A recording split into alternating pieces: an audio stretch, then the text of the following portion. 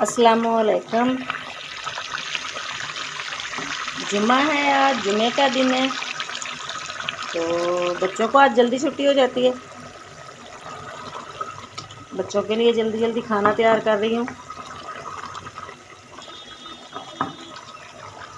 کدو گوشت بنایا ہے میں نے، ساتھ میں تھوڑے چاول بنا دوں گی۔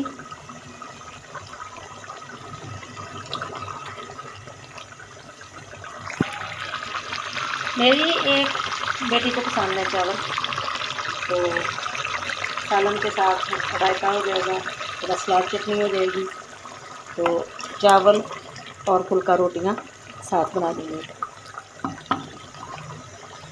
آج کل میرے چینل پر ویڈیوز بہت کم آ رہی ہیں، تھوڑی مصروفیت بنی ہوئی ہے، فیملی میں شادی ہے، تو کپڑے وغیرہ سلائی کر رہی تھی، ٹائم ہی نہیں ملتا، جلدی جلدی بنایا، پکایا، کھلایا اور پھر سلائی وغیرہ کر لی۔ کافی کام ہوتے ہیں، اس لیے کافی دنوں سے چینل پر ویڈیو جو ہے نا وہ بہت کم آ رہی ہے۔ شادی کے بعد انشاءاللہ کوشش کروں گی کہ ویڈیو جو ہے نا وہ پراپرلی باقاعدگی سے جو ہے نا وہ آتی رہے۔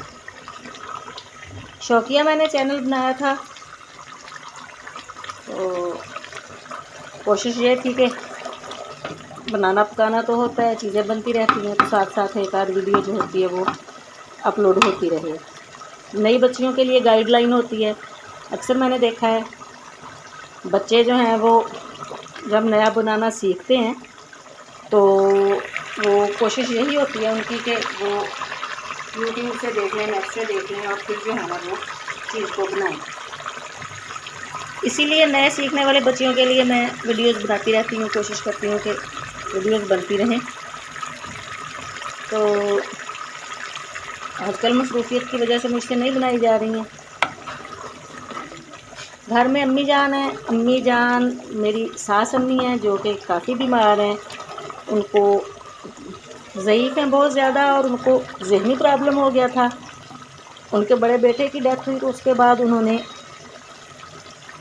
جو ہے وہ ذہنی توازن کھو بیٹھی ہیں اور ان کو کسی بات کا پتہ نہیں چلتا ہے۔